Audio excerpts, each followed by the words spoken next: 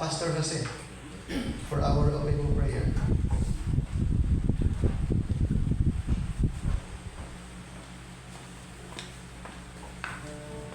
Tayo pong lahat ay tumayo.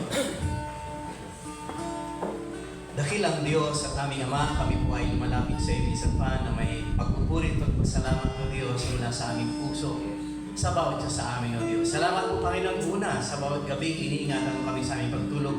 Salamat din po sa bawat umaga na binibigay mo sa amin ang hininang buhay. Salamat po sa mga sagot sa dalangin, O Diyos. Sa lahat ng bagay, kami nagpapasalamat, O Diyos. Salamat din po, Panginoon, sa lugar na ito, O Panginoon.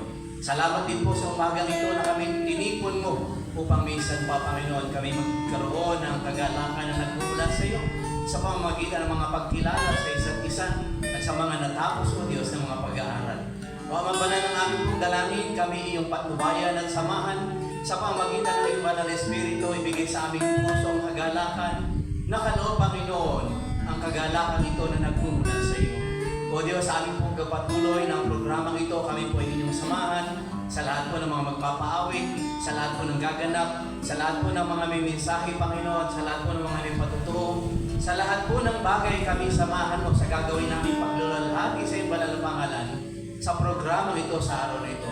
Dalayan rin po namin, O Diyos, kung meron po mga kapatiran nasa daan at patungo dito, ingatan po sila, O Diyos, at malalhating makarating dito, O Diyos, ng ligtas at payapa sa iyong banal na pangalan.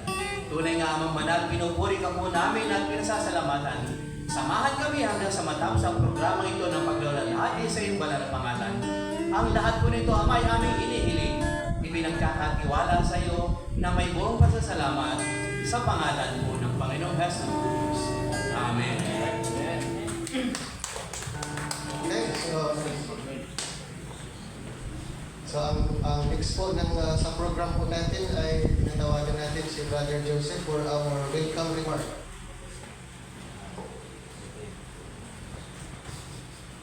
Ayan. Magandang umaga po sa ating lahat. Magandang umaga. Ayan, good morning. Ayan, masaya po kami na kami po ay inyong inabot or inabot. Ayan. Kami po ay nagpapasalamat sa Panginoon dahil sa bagong learnings na pinagkaloob niya sa amin. Bagamat ang aming pastor, si Papa Rudy, ay wala na po, pero nagpapasalamat kami sa Panginoon dahil bago siya pumanaw ay pinagkaloob niya or binigay niya or ibinahagi niya sa aming mga miyembro dito sa RCF itong katuruan na ito. At nagpapasalamat din kami sa Diyos sa buhay ng bawat isa ng mga miyembro ng RCF dahil sila rin ay taus-pusong tinanggap yung katotohanan, yung magandang balita, yung salita ng Panginoon, kung paano natin siya aralin. At salamat sa Panginoon sa buhay ng bawat isa. At salamat sa Panginoon din sa buhay ni Pastor Rex na siyang ginamit, sa mga pastors po na sila po yung tumulong sa mga estudyante po natin or sa mga kasamahan po natin upang mas lalo pong maunawaan at maliwanagan sa katuruan pong ito. At we welcome you po at salamat sa puso ng bawat isa na handang ibahagi yung katuruan or yung magandang balita sa mga tao po, sa mga taong nakapaligid sa atin. At we welcome you po sa RCF. We welcome you po dito sa recognition ng Ordo Tomeo. And muli sa lahat po, sa Panginoon po, ang lahat ng papuri at pasasalamat. Salamat po. Okay, thank you, Brother Joseph. Right, so another song, Pastor Ricky. Sa ating kakantin ko, Because He Lives. Ayun, nagpapasalamat sa Panginoon kasi nabuhay yung Panginoon natin. Kasi pagpatay yung Panginoon natin, wala tayong pag-asa. Tayo ang pinakalugi na nagsisilbi sa patay na Panginoon. Pero nagpapasalamat po tayo kasi buhay na buhay yung ating tagapagligtas, mga kapatid. God's in His Son. They call Him Jesus. He came to love, heal and forgive. He lived and died to buy my pardon.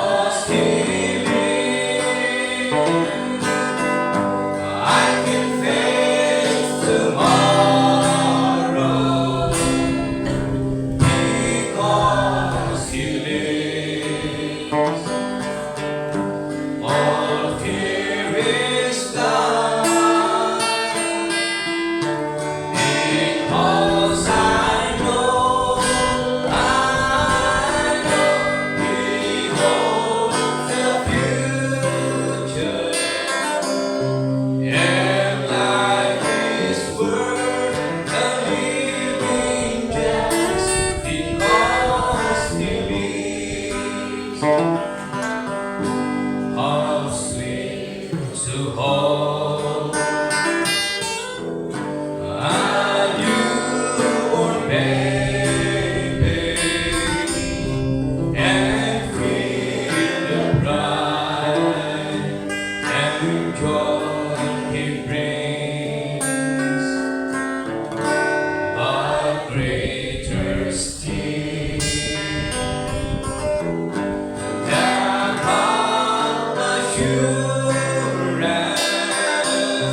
this child can face uncertain days because he lives,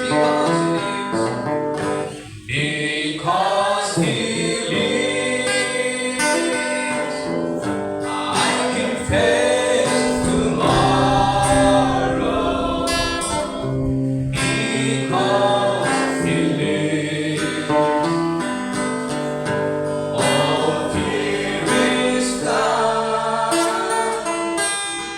and because I know he holds the future, and life is worth the living just because he lives. And then one day I'll cross the river, I'll fight life's fight onward with pain. And then as death gives way to victory, I'll see the light for glory again. I know he lives and because he lives, I can face tomorrow because he lives. All fear is gone because I know he holds the future, and life is worth the living just because he lives. And life is worth the living just because he lives.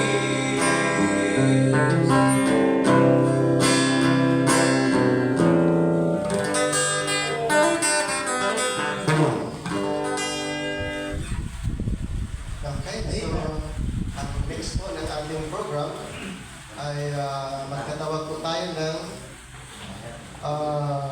magbibigay ng inspirational message before natin tatawagin si Pastor Lodi. And so siguro, start tayo sa church dito muna. So balik natin kay Pastor Joseph ang time. Ayan. Actually, ang mga members po natin ay ready po tayo dyan. Ayan. Ayan. So, magalak po kami na sa loob ng almost 3 years na rin po na nakikisama at natututo ng mga bagong katuruan or hindi naman bago, kundi bagong karunungan kung paano aralin ang salita ng Panginoon ay ako po mismo nagpapasalamat ako sa Panginoon dahil yung mga miyembro po natin or mga kasamahan po natin, mga body of Christ, hindi lamang po namin narinig ang katuruan or ang salita ng Panginoon, kundi ito po ay aming isinasabuhay. At salamat sa Panginoon dahil sa kahit sabihin nating bata pa, ay mga 3 years, pero salamat sa Panginoon dahil yung biyaya niya ay ramdam na ramdam po ng bawat isa. At para po mas marinig pa natin yung mga testimony ng mga kapatid po natin dito sa RCF. Ayan. Nagtatago na ba sila? Ayan. Sige, nahin ko na po si Auntie Marley. Nagtago nga. Ayan. Ayan.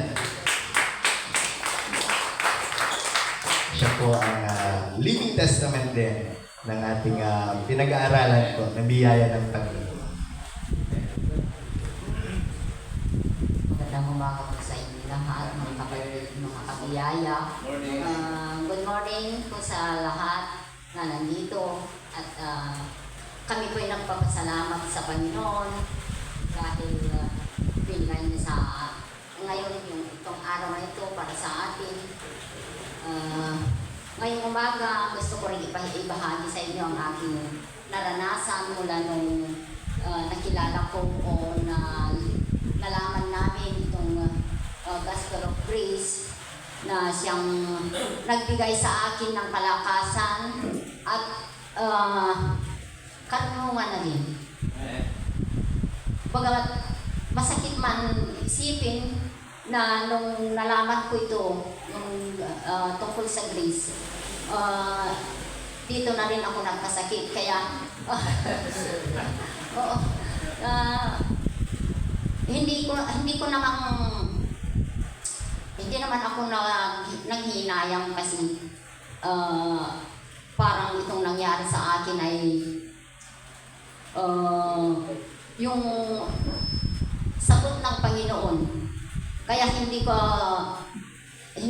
ako nagreklamo sa Panginoon kung nagkasakit man ako, kundi ito'y sinabi ko sa Panginoon na hindi perdisyon, kundi bendisyon. Kasi nung nagkasakit ako, alam ko na ito yung sagot ng panalangin ko. Na nung nalaman ko kay Pastor Rudy, nung itinuro niya itong sa Grace, tungkol sa Grace, nung pagkatapos ng araw na yun, nung dumating na ako sa bahay, umuwi na ako, hindi na ako makatulog, hindi na ako makakain. Ang laman na lang ng isip ko yung word na Grace. Yung 1 Corinthians 15:1-4, yun na lang ang nilalalaman ng isip ko. Hanggang sa mga 2 weeks ago, nanalangin ako na hiniling ko sa Panginoon na ibigay niya sa akin o sabihin niya sa akin o ipakita niya sa akin yung tunay, yung mas malalim pa na kahulugan ng grace. Na sinabi ko sa Panginoon na ako mismo, itong katawan ito, Lord, ang gamitin mo para makita ko kung ano yung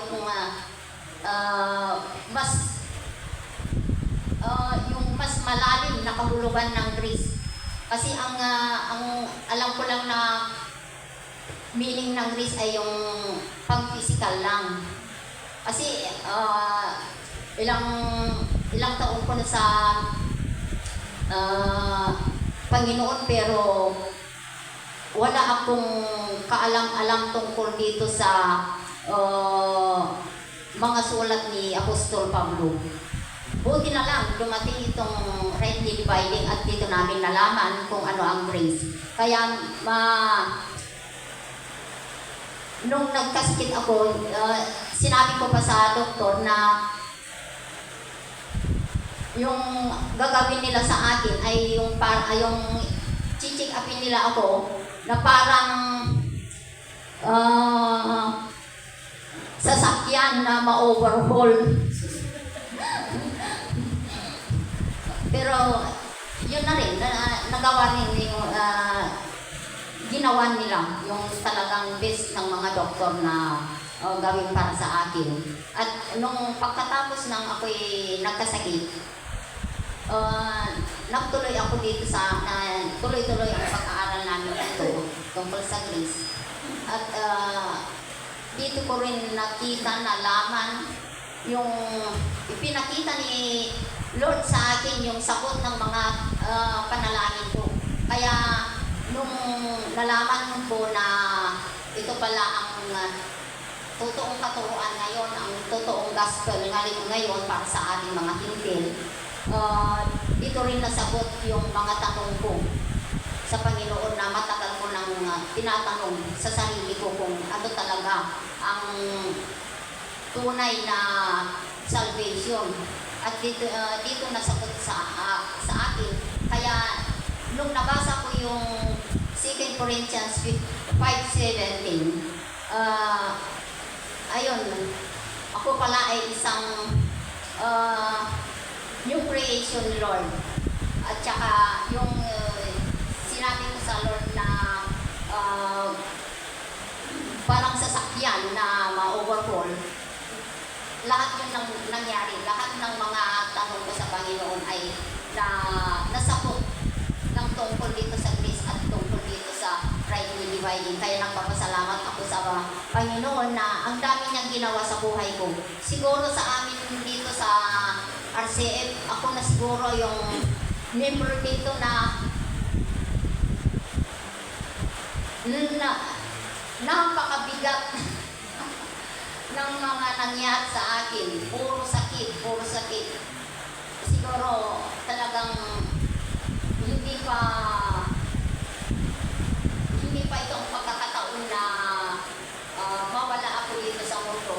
Kasi nahirap ko sa ospital noon, pero nanindigan ako sa gospel na yung sinabi doon sa 1 Corinthians 15:1-4. Yun ang talagang doon ako nanindigan na hindi ako bibitaw sa Panginoon. Dahil ngayon na nalaman ko na yung kaligtasan ko na noon ay hindi ko mahanap-hanap kung ano talaga yung totoong kaligtasan. Pero nung napag-aralan na namin itong grace, dito ko lang nalaman yung kaligtasan ko. Kaya nagpapasalamat ako sa Panginoon dahil hindi pa niya ako kinuha nung nagkasakit ako. At ngayon buhay pa rin ako. Kaya nagpapasalamat ako sa Panginoon sa lahat ng kanyang ginawa sa akin.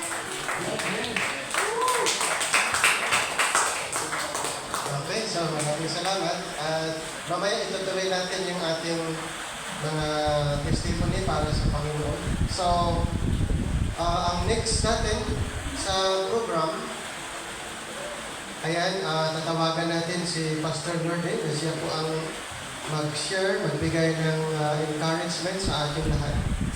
Okay, so Pastor Norde.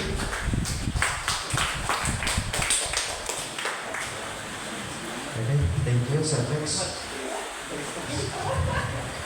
Okay, so huwag niyo nang pansinin yun. Ngayon lang ako nagsusot ng mga ganito. Actually sa church, bihira. Kung may pinupungkat lang. Kasi kung minsan pag sa church nagsusot ako, parang meron distansya yung mga membro, yung mga iba, yung mga hindi sanay. Kaya nung napansin ko yun, basta nagsuot na ako ng polo, tama na yun. Kalimitan pa, marunong ginagamit ko sa church eh. Kaya ngayon lang. Kasi ganit. Ang akala ko kasi parang yung nasa harapan ko ngayon, mga general eh.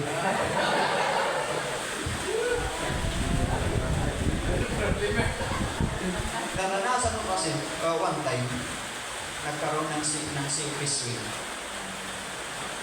Ang andun, mga major, may mga mamilang na mga partner, nakagano'n sila lahat.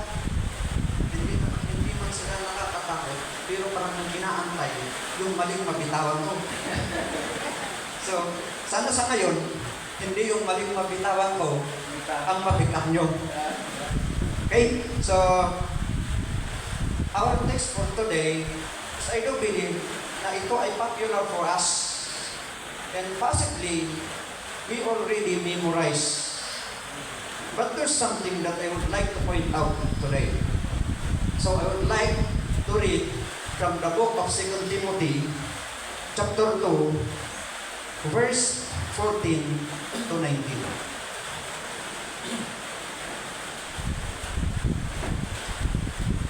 2 Timothy chapter 2 verse 14 to 19, it says here, if these things put them in remembrance, charging them before the Lord, that they describe not about words to no profit, but to the subverting of the hearers.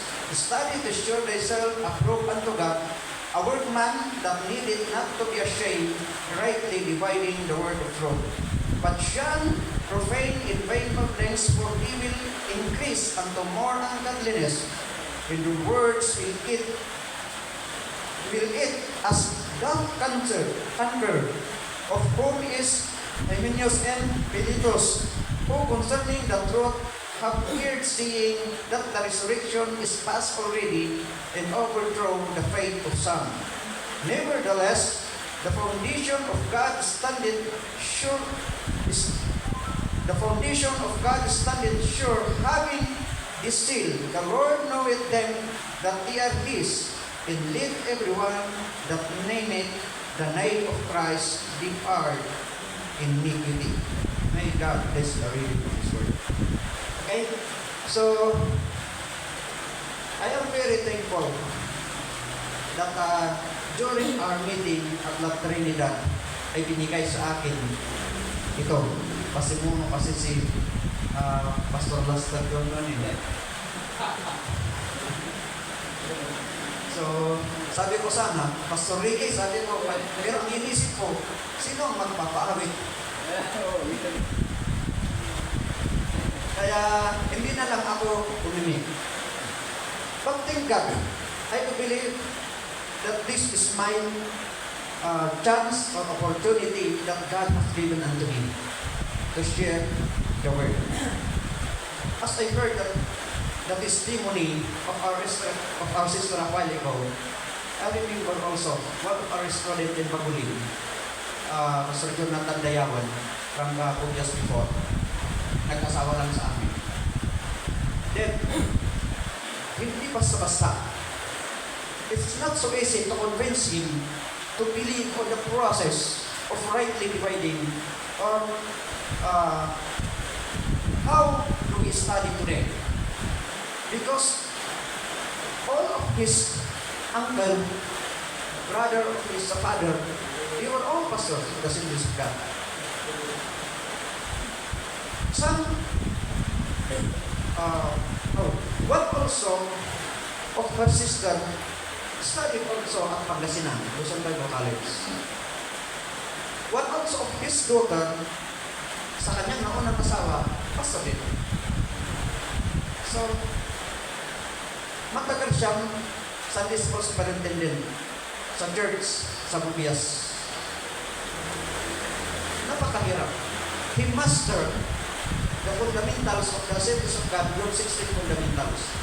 Wala namang sanang problema, but as I study, ang daming problema. Kung baga, before na-share ko ito, ang problema doon, if you ask most pastors of the Assemblies of God in terms of their statements sa tribulation, because the organization believe to the so-called pre-tribulation. Rapture first before the coming of the Great Tribulation. But the problem is, we use the book of Matthew chapter 24. So, if they explain as post-trib. But if you ask their view, they will say pre-trib. So, complicated yun. Ito ngayong sorry, conference noon sa Trinidad. nakalimutan ka tuloy na detail yung church, nabanggit ko yung 16 fundamental. Oo pala. Tapos ko nang nabanggit, napansin ko, I noticed the 16 fundamental doon sa wall. Sabi ko, makasala na ata ako dito. Napasubo na si Sir Rex. Pero sabi ko, maganda itong tinatahak natin sa ngayon. Now, I would like to share from the text dito. Yung time kasi sa verse 15 na study to show thyself approved unto God, a workman that may be not to be ashamed, rightly dividing the word of truth. I would like to share sa topic na ganito, how to become approved by God. So, sabihin natin, pag approve, we need to do something in order na ma-please natin ang Diyos. Okay? Even dito sa church, hindi natin maipagkakaila fellow ministers, fellow elders. Di ba kung minsan may papansin na membro, ginagawa para makuha yung atensyon mo. Pag hindi pinansin at hindi kinamayan, nako, hindi na pupunta sa church sa susunod. Kailangan mong suyuin sa bahay. I experienced twice in the ministry yung ganun style. Kaya, ang kailangan pala, pinapansin, but the problem is, hindi ako yung taong magaling tumansin. Basta, nakita, hindi na ako, yung sa akin, tama na yun eh. Hindi yung kailangan na kinakamayan pa. So, yun ang problema. Kaya, may na-offend sa akin because of that kind of attitude. But now, in regards to the situation of King Solomon, we know that here, that God asked him before, what do he prefer? He rather to us wisdom rather than wealth. Because his purpose is he need wisdom so that he able to know how to manage the nation Israel. But the question is, the wisdom that God has entrusted to King Solomon before, do we think that he used it right? Nagamit ba niya na tamang paraan? Iwan ko kung ano sa akala ninyo. So, sabi ng iba, oo naman. Nagamit niya because throughout his term, yung 40 years as king over Israel, walang kalaban. Pero, ang kailangan, maging 1,000 ang asawa. Iwan ko sa Pastor Ricky, kung kaya niya ang 100. Grabe. Solomon lang yun. Solomon lang. So, mamaya, ma-figure out pa natin yung mga ibang why na sinabot ito na si Solomon is actually hindi niya nagamit kung ano talaga yung intended purpose. Why? That God allows wisdom for him. So now, in accordance with our text, ay, oo nga pala, anong oras na yun? Dahil, sabihin na lang natin 30 na kumpisa, pero wala ka na natin, pas na ng 10:30. I text Dr. Rex last night. Sabi ko sa kanya, sir, ilang minuto ba ako magsalita bukas? Ang sagot niya, ay, 1 hour. So, kwentahin na ninyo. Ay, pinractice ko na for 1 hour. Okay, so, una dito, be responsible enough to study.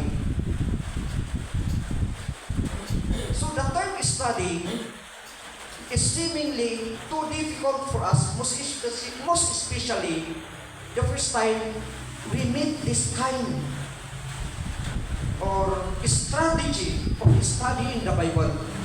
Because mas maganda para sa atin noon, parang it is too easy yung word na next, kung saan na lang yung gusto mo. Ay, kung minsan, ang daming mahilig sa ano yung menu ng Ilocano dito. Kung sa bingit ata, chapsoy, pinakbet. Diba? Ayos yun na ulam. Seemingly good. Sa ulam mo, okay lang yun. Pero iba ang usapan, pag word of God na, hindi pwede yung chapsoy o yung pakbet. So, make sure that we have enough time to study day by day. Ang hirap, no? We have a busy schedules, pero sabi ko sa inyo, sinocorrect my work, meron pang class sa online. But still, he has the time. Meron din akong nakita sa isang pagdilihan ng fish. Sabi niya, yung tao raw na tamad, wala siyang oras. Pero yung taong masipag, he has a lot of time. Iwan ko lang kung naniniwala kayo doon. But actually, sa atin bilang mananampalataya, most especially sa atin na mga considered as leaders of the church, we need to study day by day. We need to meditate the Word of God day by day. May survey na, may general survey even in the US. They asked a pastor in US, they said to him, why that you study the Bible? You know why? His answer, he said, because I need to preach, I need to teach. Is it that the first reason for us to study is because we need to teach or we need to preach? As I evaluate, the first and the foremost, why that we study the Bible is for our spiritual upliftment.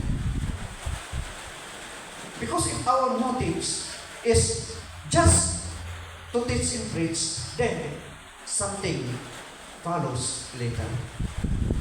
Baka kaya lang tulad sabi nila sa Facebook yun, na sabi ng isang pare na huwag niyong tularan yung ginagawa ko, yung sinasabi ko ang tularan ninyo. Pinos din nila yun sa GC namin sa under sa Assemblies of God dito sa La Union section. Kaya sumagot ako, hindi lang pare ang ganun, marami din pastor. Kasi naranasan ko rin sa organization mismo eh. Kaya yan nagsagot ko. Yung bumig naman sa akin, ako ang minister. Kaya sabi, yun ang sagot ko sa kanila. Basta ang importante, hindi ko na ibibigay yung pangalan. Kasi mahirap na rin. So, yun yung importante sa atin. Hindi sana yung motive to study is just to teach and preach. But more on, para sa sarili natin. Okay? And then, make sure to become open-minded. So pag close-minded tayo, if we are close-minded, the Holy Spirit would not work. The Holy Spirit is ready to give us wisdom in order for us to understand the Word of God rightly divided. But if we are close-minded because of the doctrines, because of the teaching that we observed before, then we are nothing. Kung minsan, among Pentecostals, even yung organization kung saan ako considered as one of the Pentecostals, sa akin lang naman, wala namang masama sa term na as the Spirit leads eh, kasi kailangan natin. But sometimes, among the Pentecostals, nasobrahan na yata ang paggamit ng as the Spirit leads. Like for example, kahit sa praise and worship, grabe nang iyak lang naglilid. Yung member, nakaganon yung audience. As the Spirit leads, baka kaya yun. So sabi ng pastor, nilid ako ng Holy Spirit to preach, nag-preach ng 1.5 hour. Yung member, antok na antok. Wala na yun, boring. Doon na sa swim. Sa amin, ang ginagawa ko lang, just 15 minutes para pukunin ko, closing. Yun lang yun. 10 minutes sa Word of God. Kaysa yung pagsalita ako ng mahaba, tumata mo, pero iniisip, yung trabaho, wala rin. So, yun ang sabi ko, in this venture of study, we need to become open-minded in order for us to understand. Kasi sa una, medyo close din ako eh. I thank God that I did not finish my study at IPTS. Because if I finish, baka siguro, solido, kandado na close-minded na rin ako. Kasi sabi ko, meron na rin akong degree. Meron na rin akong pinag-aralan. I thank God. Because ang usapan doon, pag mag-aral ka, dalang. Last 2019, yung miscellaneous, yung ano doon, miscellaneous at mga tuition, kasali yun, 39,500 sa Masra. Saan ako kukuha ng pira? Sinubukan ko noon, 2004-2005 nag-aral doon. Nag-exam ako. Na-respond ako ng 85%. Nakausap ko yung academic din. Senior year yung 7.5. 7.5 na lang ang binabayaran ko. Pero ang binabayaran ko pa rin, nakagasto ko sa isang subject, almost 7,000. Malaki pa rin. So, hindi ko natapos kasi wala akong foreigner na kasama. So, thank God. Pero, sabi ko, I am blessed that I did not finish. Para naabot ko yung ganitong sitwasyon ng pag-aaral sa ngayon. Okay, so, kailangan maging open-minded lang. Ayaw na nakakaalam kung ano ang Assemblies of God, alam na ninyo kung bakit na ganito ang sinasabi ko. At kahit yung pastor, assistant pastor sa church ko ngayon, na taga-Bugyas, alam na yung kanyang mindset. Resurrection pa lang, hindi na kami magkasundo. Kung titingnan mo naman, totoo nga naman na ang first resurrection is sa rapture. Pero nung binasa na sa Revelation, this is the first resurrection. Pero ang sabi nila, those people na beheaded through their witness to Jesus Christ, those who did not worship the beast, and this is the first resurrection. Kaya tinanong ko, sa rapture ba yan? Kasi kung sabihin mo sa rapture yan, post-trib ka na. Ayaw niyang maging post-trib. Doon nag-isip. Ilang buwan ko kaya, more than a year, na kinausap ko, I asked permitted to our senior pastor yan. Nag-decision sila na mag-aaral. So sabi ko, praise God. Ang daming tao noon asking me, why not you still stay to the organization where you are, and yet you know that some of the interpretation is hindi tama. But deep in my heart, I said that what I profit if I will join fully sa under sa ng pagtutuloy. Yet what I profit if I will stay sa aking organization. If nag-transfer ako fully sa Autotomio, every of my communication sa Assemblies of God, I have no authority to teach or to enter the jurisdiction of the organization. So, yun ang nakita ko. So, I said to God, Lord, I better to stay.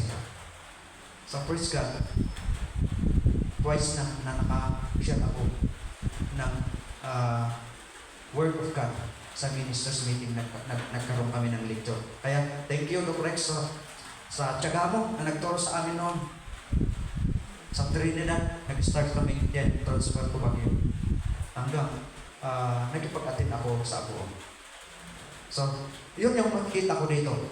Kailangan yung open-minded. Kasi, as graduates ng school, ng organization ng Assemblies of God, we have our solid foundation na kailangan namin ituro sa churches. Yun ang tinuro ko sa mahabang panahon. Pero, as our sister said a while ago, thank God, hindi na ito new teaching.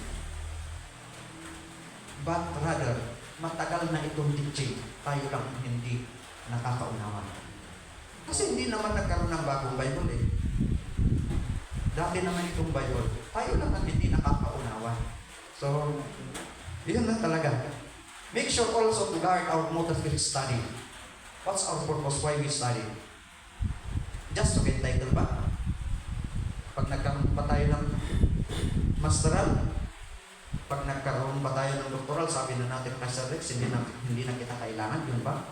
Ang purpose natin? Or, if we have our title, then we separate, yun na ba? as I see in this range of study under the Orthodox Medium, we need the so-called tenacity in order for us na hindi maghiwa-hiwalay. So, pwede naman tayo magkakasama in different organization. Sabihin ko, yun ang strength natin. Pag nagsulit tayo, umalis tayo sa organization, na tayo na-reach out, hihingi na tayo. Pero kapag ka-still na doon tayo, lumalaga ng integration. Lumalakas at lumalakas tayo.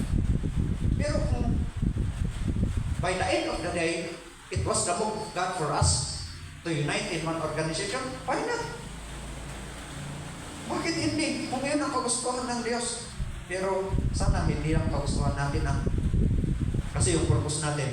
I do believe that the vision of the Prex is the teaching of rightly dividing will be spread out. So kung ang benefit natin to a state organization, kung saan tayo net, so be it, in order for the teaching to be spread out. Yung mga estudyante nga natin doon sa Bagulin na Masteral,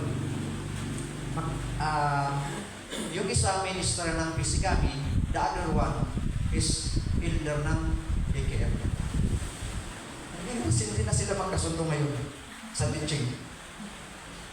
Kasi sabi ng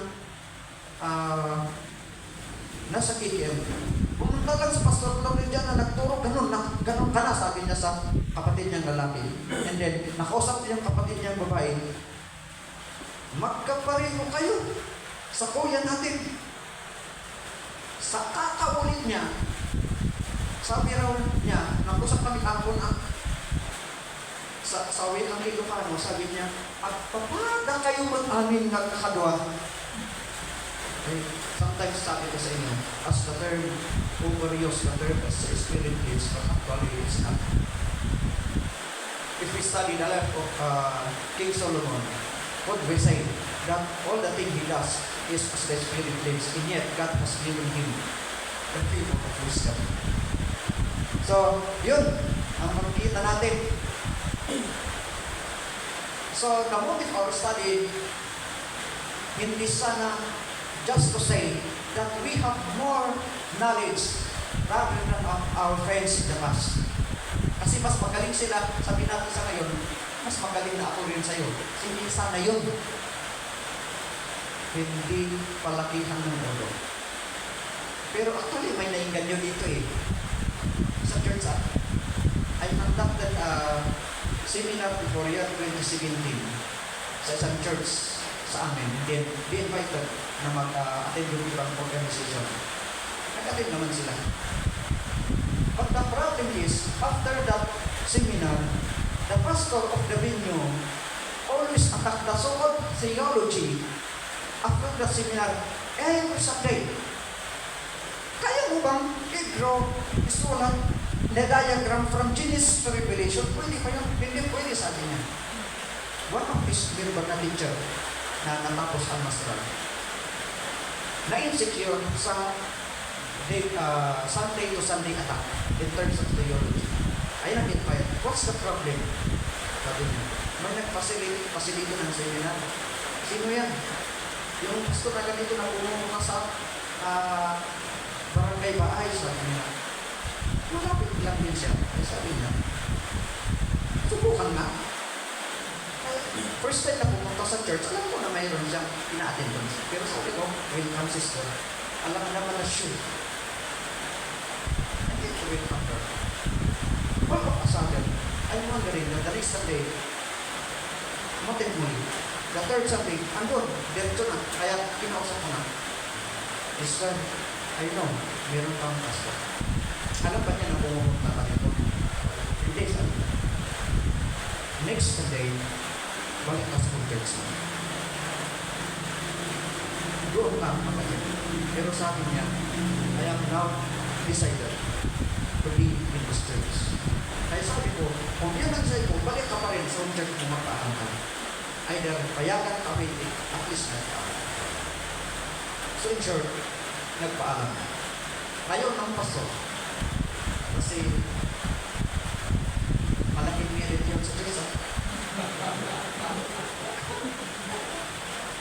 especially details the so-called tithes nila na ang submission niya per month. Okay, and then all of a sudden nag-usap sila sa kanyang mister kasi yung mister niya bumubuno pa rin sa church niya. One Sunday, yung mister niya na pumunta sa church. Kaya sabi niya, dito na rin ako, Brad, balik ka sa inyong sa home church mo. Pero sabi niya, si Mrs., ako lang ang nagyaya kasi ako dati pumunta sa church na nasa ilong sa ako.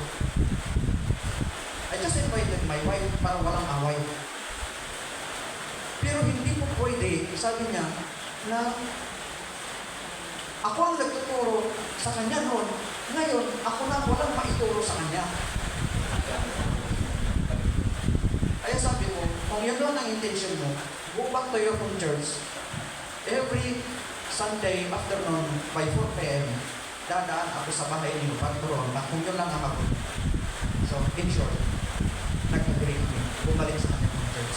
Pero ang problema, nung nagpaalam yung senior pastor nila na pumunta sa Nagilian kasi meron silang newly started board, nagpaalam na rin siya. Sa gusto nyo at hindi, sabi niya raw, doon na rin ako kay Mrs. para magsama kami. So, saya ngayon, praise God, sila na ang isang nagagamit sa church. Yung lalaki niya. Pag wala ako, siya ang bahalang mag-praise. Ito ba pinag-glory? Kaya, sabi ko nga, yung, okay, hindi natin ipagbilang the history of this Tumayo de Paz, but some of our brethren, hindi ka, a little bit titled, they say to themselves that we are now more knowledgeable than our teachers of rights. Sana huwag natin ulitin yun. Wala na sana sa ngayon yun. Wala sanang ugat na natitira sa atin ngayon.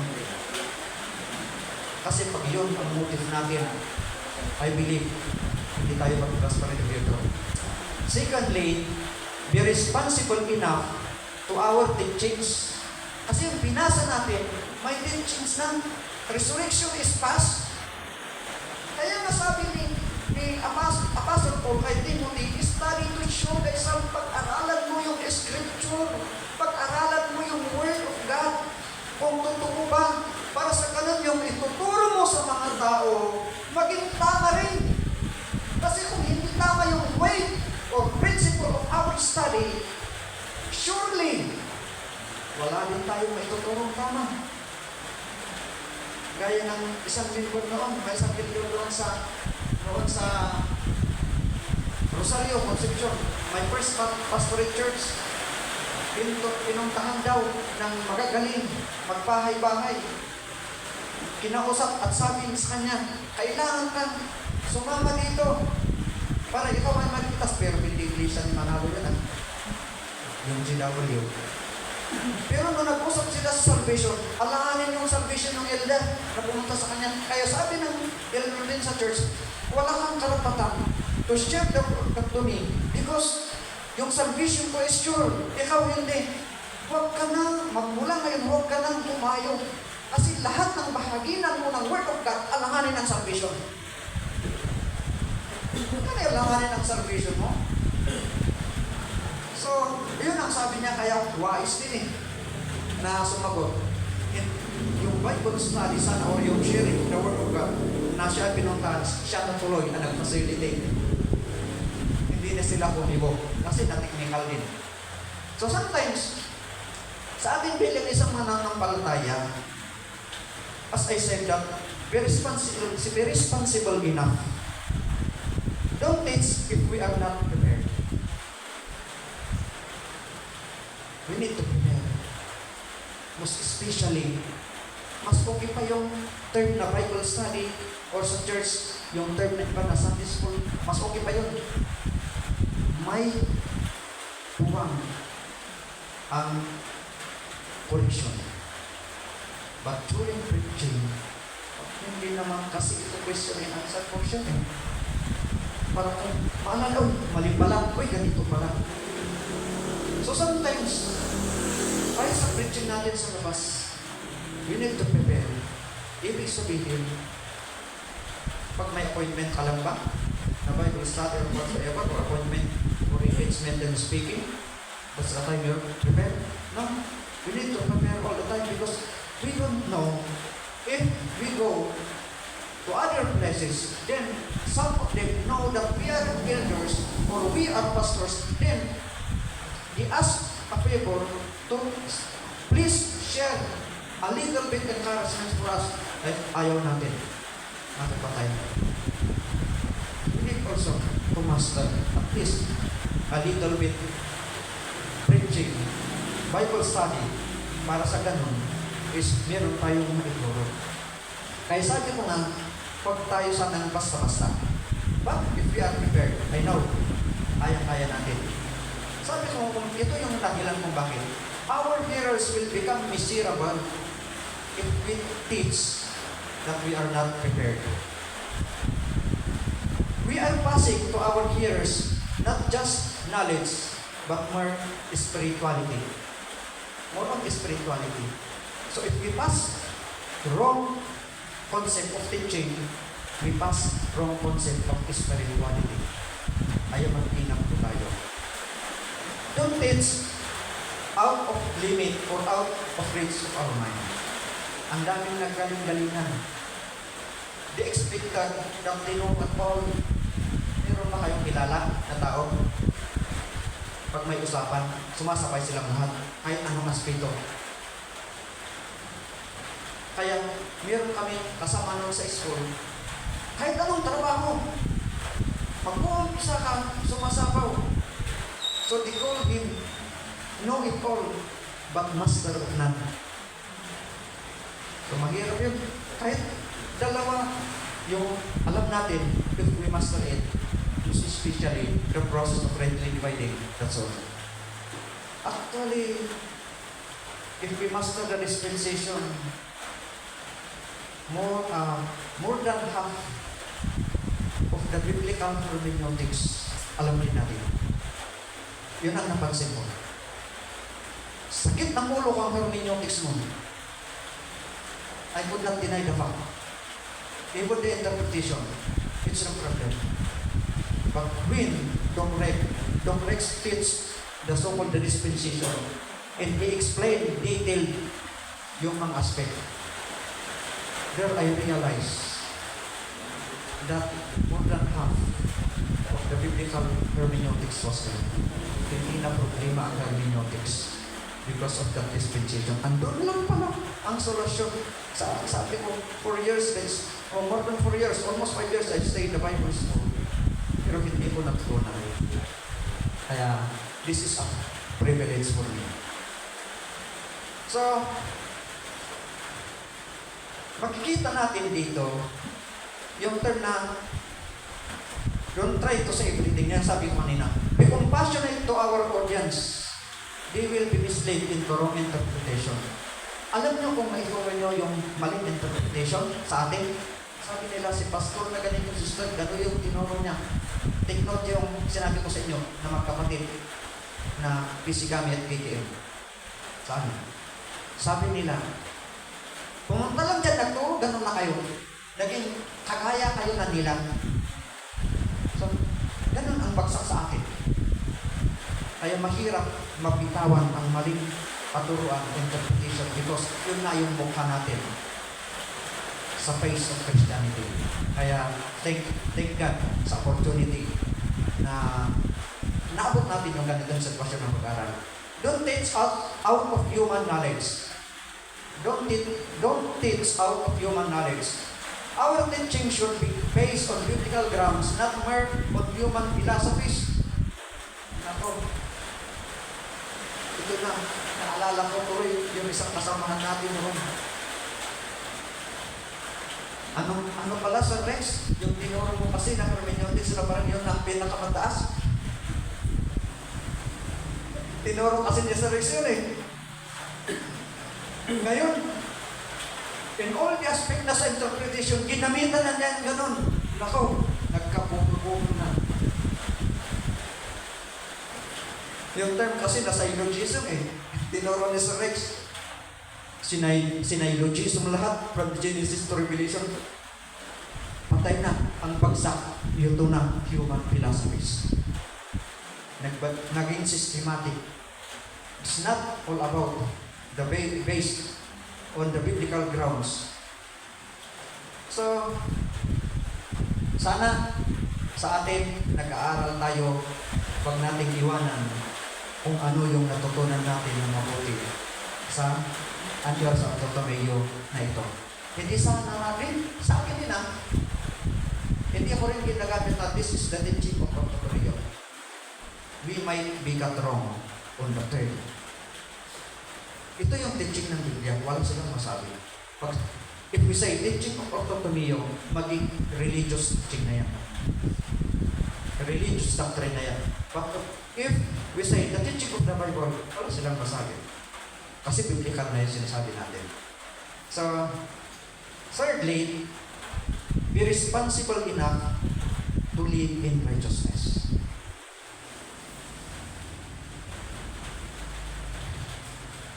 Ito yung mahirap. We could not deny the fact that we are not perfect, right? But all the way of our effort through the help of our Almighty God, we need to live in righteousness. So, depart from iniquities. Don't embrace it. Yung sabi nga nila, huwag kang maglaro ng apoy kasi mapapasok ka. This is the problem. We acquire knowledge through the guidance of God, through the unwavering commitment of the Christ. That's the reason why umabot tayo ng ganito. But now, kumusta na? Yung bukin natin is spiritual, and that's the reason why that I emphasize sa first point natin, yung word na study na be responsible enough, because we need to study the Bible for our spiritual upliftment. Kasi kung hindi yun ang motive natin, anong mangyayari? Out of knowledge. Kahit si Satanas pwedeng magtuloy ng rightly dividing kung gusto niya. Mas kabisado niya ang Biblia kaysa sa atin. So, ibig sabihin, our knowledge sa interpretation is not a legal basis for us to say that we are living in holy life. So, flee from those temptations. Don't challenge it. May isang pastor praying in the chapel. All of a sudden, he felt strange, some force sa chapel. He prayed. How many times have you, in the name of Jesus, get out, you evil spirit? But after more than an hour, hindi pa rin lumalabas. So finally, he decided, if you don't want to get out from this chapel, I will be the one to get out. What's the lesson? Nakukuha natin doon. As I said, flee from those temptation. Pag nandoon sa harap mo yung temptation, huwag kang mag-stay doon. Lumayo ka na kung hindi mo kaya. Gaya ng ginawa ng pastor. Hindi niya kaya yung force nandun sa chapel. So, you need to move out. This is the very problem for the life of every minister today. As the ministry rises up, a lot of temptations coming. Alam niyo, pag lumalaki yung church, yung mga member, dumadami sila. Sabihin ko sa inyo mga kapwa ministers na lalaki, at kahit din sa inyo mga babae, pag lumalaki na ang iyong congregation, alam niyo, gwapo yung tingin sa'yo ng members mo. I experienced before, nag-start kami ng konti ng next echo sa Nagilian. Nung dumami, naglalakad kami along the river kasi may pinuntan kami. Sabi ng isang young people, pwede bang makbay, pastor? Hindi pa tapos nagsalita, nakaakbay na. Pero sabi ng kanyang kasama, uy, pag makita ka ng misis niya, lagaw ka. Kaya sabi ko sa inyo, pag marami ang membro ninyo, maging gwapo kayo. Kahit ito mga babae, maging maganda ang tingin sa inyo. Kasi yun ang trabaho ng temptation. So, pag hindi natin kaya, we need to move out. I will not deny the fact that I am not accepted to the so-called temptation. I'm very jealous to those person who says that money is my strength, opposite sex is my strength. Naiingit ako sa kanila. Kasi, in terms of opposite sex, I will not deny naranasan ko yan. Temptation. I will not deny na may nagkataon na nasabi ko, kung yung kayang naging asawa ko, meron na nga akong asawa. Meron yung pagkakataon, pinahawak sa akin yung pera, medyo malaki, ang 20,000 ang usapan, milyon ang usapan. Pumasok sa isip ko, ano kaya kung itatawag ko na lang ito, wala naman kami kasunduan. So, I am serious, sabi ko sa mga nagsasabi, money is my friend. Kasi sa akin, meron ako, nararamdaman ko yung temptation sa money. Nararamdaman ko ang temptation sa opposite sex. Kaya sabi ko sa mga lalaki na nagsasabi na gano'n, di ba kayo? Nothing I can boast to God. Na masabi ko sa Diyos na parang wala na akong masabi sa Diyos na kalakasan ko. Kaya ang ginawa ko na lang, Lord, kasi wala akong kalakasan, tulungan mo ako. So that I may not be before to this kind of temptation. Nag-rely na lang ako sa Diyos. At yun yung masabi ko, pag nararamdaman ko na at strong na, I need tumupaw. Sa pinagpastoran, naranasan ko rin. Kasi kalimitan yung wife ko nasa amin.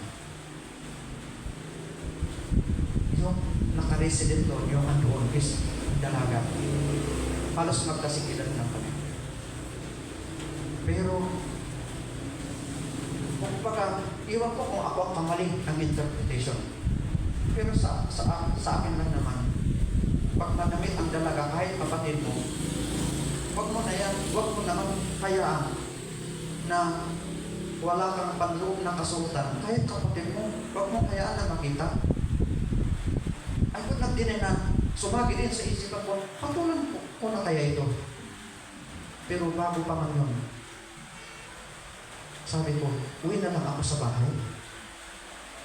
May pagkakataon, Sunday bukas, Saturday ngayon, umuwi na ako. Mas mabuti na ako ang lumayas. Kasi pakiramdam ko sa aking sarili, hindi ko kaya yung lakas ng temptation. Ay, umuwi na lang ako. Kaya yung gusto kong sabihin kanina, yung pastor na nag-pray, na in the name of Jesus, beat out you evil spirit in this chapel.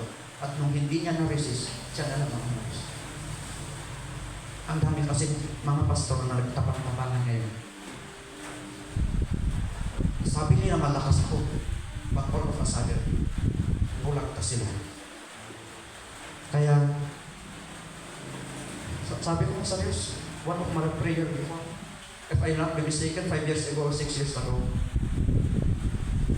I came to the point of realization because of this study of rightly dividing. As I said to myself, it is very simple to the crowd. One day,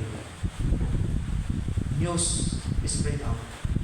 Naganito ako, nagka-problema.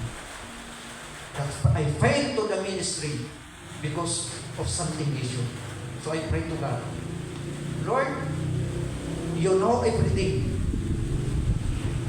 You know me, Lord. You know when the time that I might before. Before that happened, Lord, please take my life. So, yun talaga yung nasa puso ko.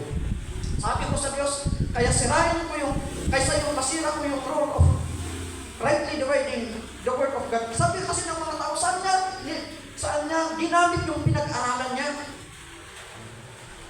Yun ba rightly dividing?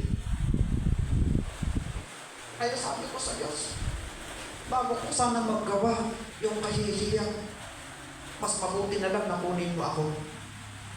para hindi ako ang maging stumbling block sa mga new believers.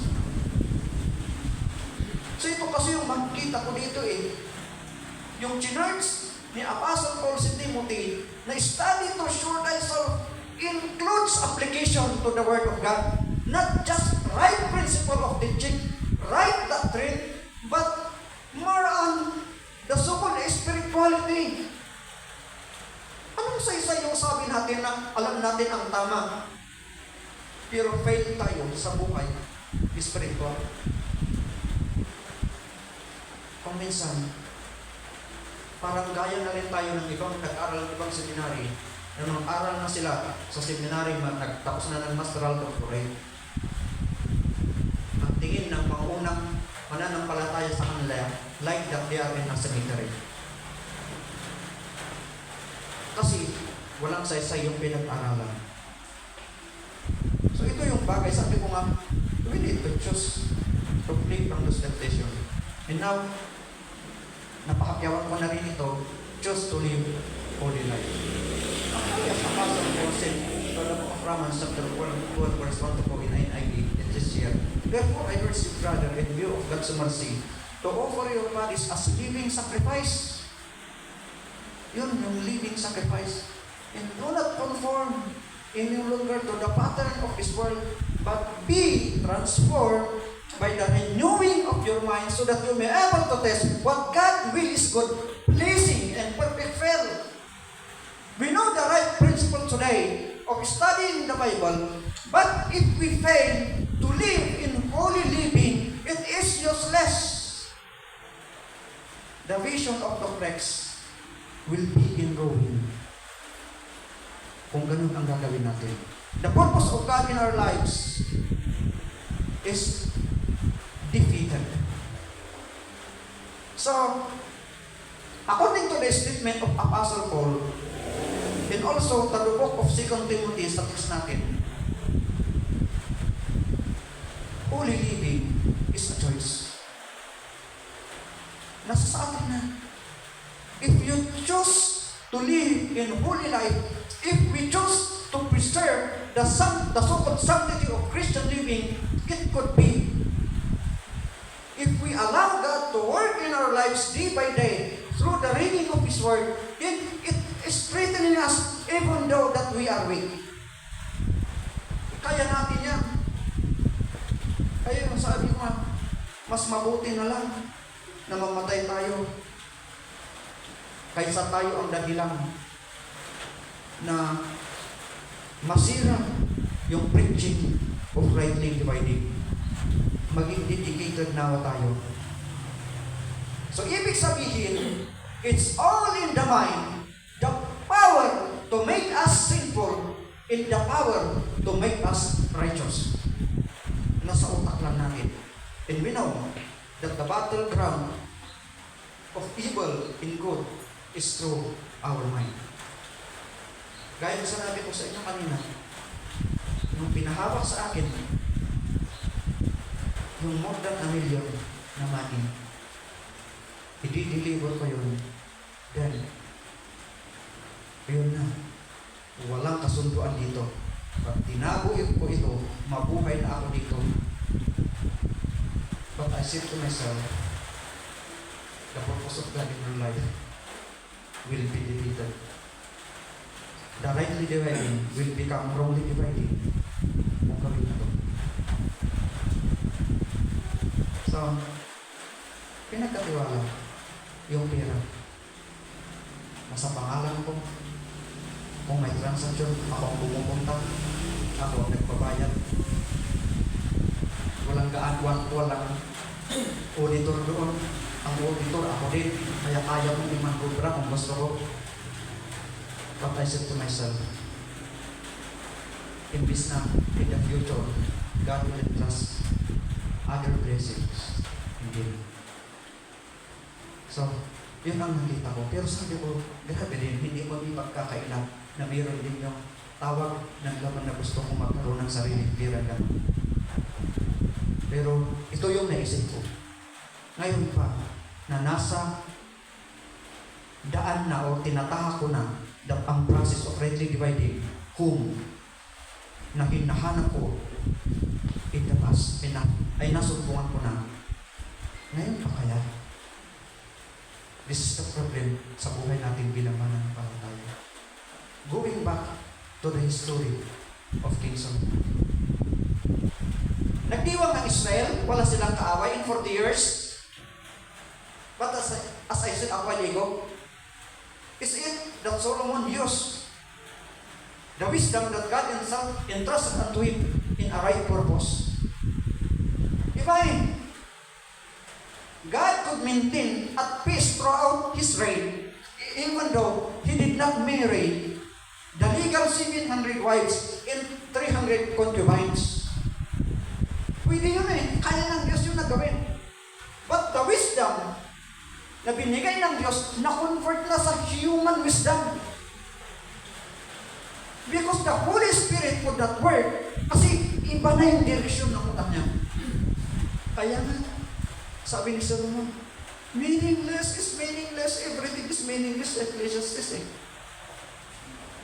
Nagsisi siya. Salamat naman at nagsisi siya sa bandang huli. Pero almost ubos na yung kanyang oras. Ito kasi yung isang dahilan na nakita ko why that God instructed that wisdom to Solomon. Is to lead the spiritual aspect or well-being of the Israelites before that he failed. Sayang yung tawag ng laman ang gusto niya. Naku, hindi na tayo tao pag sabihin natin, hindi natin nararamdaman yan. Kaya sabi ko sa inyo kanina, hinggit na hinggit ako sa mga kapwa ko lalaki na pastor na sabi nila, opposite sex is my strength, man is my strength. Kasi wala akong masabi sa kanila na kalakasan ko. The only reason why they stand able to say is because of the grace of God. Because of their strength.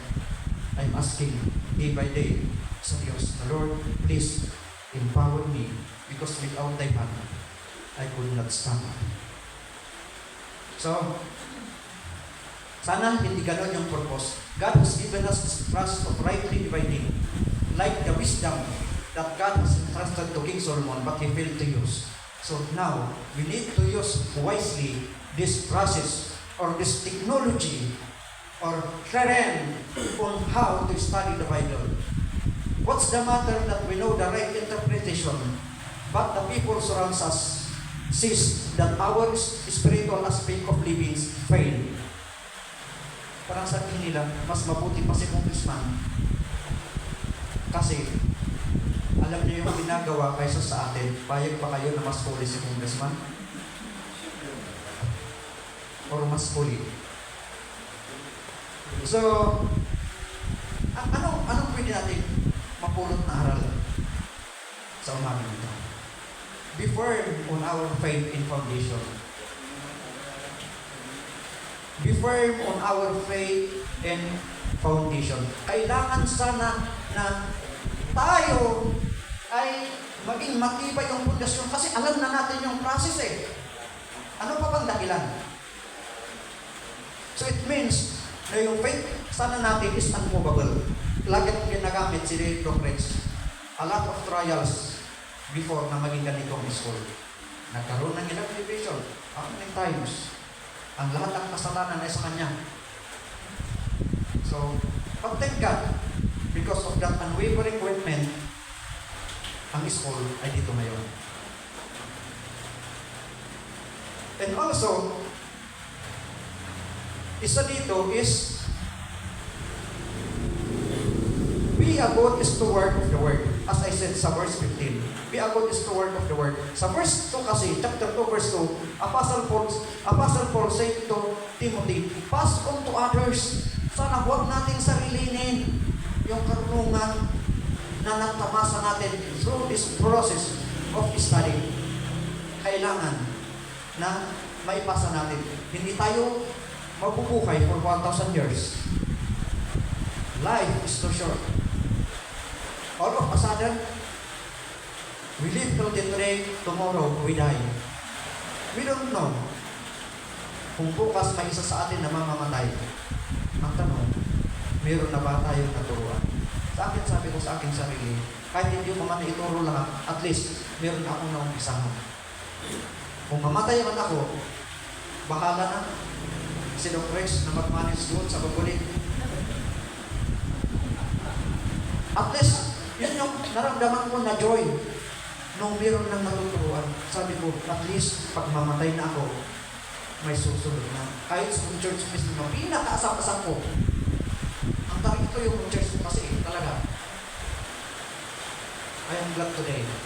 Sabi ng mga estudyante, kahit yung pastor na yun, na almost lahat ng kanyang uncle, majority ng kanyang mga first cousin and ministers lahat ng Sabisugan. Sabi niya, si pastor, minsan parang iba na yung sinasabi, pero noon, approve na approve. Pero ngayon, yun na, pero tinuturuan ko pa rin sila how they respect our senior pastor despite of perspective and interpretation na magkaiba. Kasi mahirap din eh. Sabi ko sa akin, nakuha kayo yung punto, kahit nga si David, Lord, kung gusto mong mamatay si Solomon, bahala. At kung gusto mong mamatay si Solomon, bahala ka. Ayaw kong patayin. Kaya sabi ko sa aking sarili, ayaw kong patalsikin yung pastor, senior pastor ko. Kasi nung hindi ko kaya, siya yung nag-inspire sa akin. Help me, please na. Kaya hindi, gaya ng nag-aral nun sa Binalunang, kung saan ako gumraduate ng bachelor, umuwi ng Sabila, bumuka daw ng upuan, nagtimpatro na niya, tanungin nyo na yung karton yung tanungin sa akin, tapos ko na yung bachelor, yung pastor niya, hindi pa natapos ang grade 2. Nahiya yung pastor niya, nag-resign. Ay sabi ko sa aking sarili, ayaw kong ulitin yun. I need to respect my pastor, even though, na kahit sabihin ko na, apag na ako doon sa background sa kanya. Pero I need to respect. Sabi ko ang Bicol is the word of the word. We need to pass. Alas we need to be a good example. According passage sa rightly dividing, in other words, is correctly handling. Modeling and application is required. So the knowledge that we accumulate is useless without application. I don't know your perspective, but that's mine. Kaya nga, ito. Even I don't know if you heard some news that ganun ba ang mga Australian. Because they see something bad in our personality, in our attitude. Meron silang napapalitan na kahit halatang-halata na kasalanan, sometimes nangyayari yun. At hindi lang sa atin, sa lahat tayo sa Bible School, kung saan ako nag-aral, sa Sabisugan, meron din isang krisis na nangyari sa atin. Stop din. Kaya sabi ko, ano kayo itong Bible School? Kaya, I was reminded nung nandito na ako, wala tayong may pagmalaki na sabihin natin we are on the right path to study pag hindi nila makita sa application sa buhay natin. I would like to focus sa isang term na ito. I believe that theology is right. Studying theology is not bad. But for me, the real meaning of theology relates to Christian living rather than merely belief. Studying the rightly dividing the word of truth, or studying the way of autonomio is right, but it demands life application. So God be the glory. Babalik na rin po.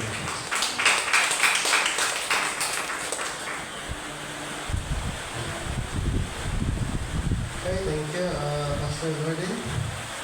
And then, proceed po tayo sa next. So, another song from Pastor Ricky. Tayo po magdahin ito na Tagalog, kay buti-buti mo, Panginoon.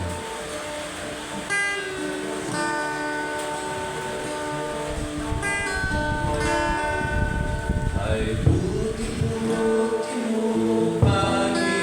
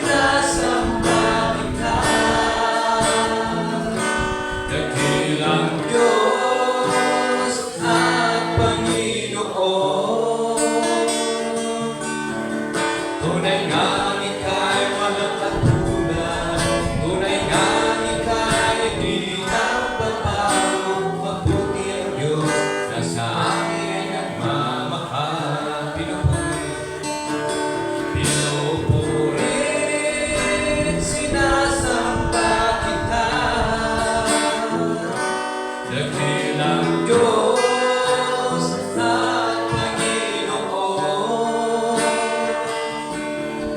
tunay na ika'y walang katulad, tunay na ika'y hindi nagbabago. Mabuti ang Diyos na sa amin ay nagmamahal. O kay buti ng Diyos na sa amin ay nagmamahal.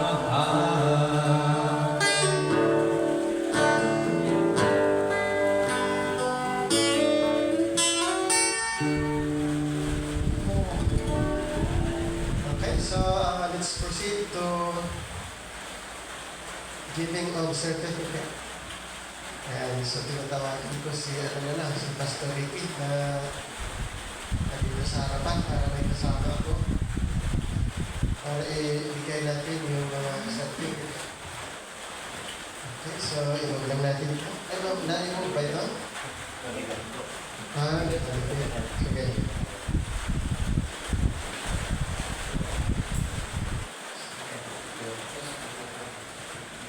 Pwedeng dito sa ano? Pwede dito sa gilid siguro. Okay.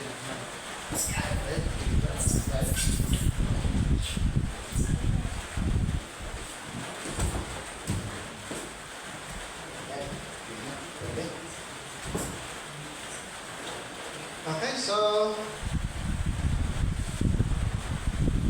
basahin ko lang po yung nasa certificate. Ortotomio International Ministries or Ortotomio School of Theology. This certifies that after passing all the requirements, the board of Ortotomio International Ministries hereby or here award this certificate in studying the Bible, rightly divided, 2, and then study to show thyself approved unto God, a workman that needed not to be ashamed, rightly dividing the word of truth. 2 Timothy 2:15, and then in 1 Corinthians 15:58, therefore, my beloved brethren, be steadfast and immovable, always abounding in the word of the Lord, for as much as ye know that your labor is not in vain in the Lord, in 1 Corinthians 15:58. Award this 5th day of July 2025 at Renewed Christian Fellowship, San Juan West, Haringay, Laona. Signed by Enrico Tanchuan as General Director, and signed by Pastor Lester Dunoy as one of our teachers.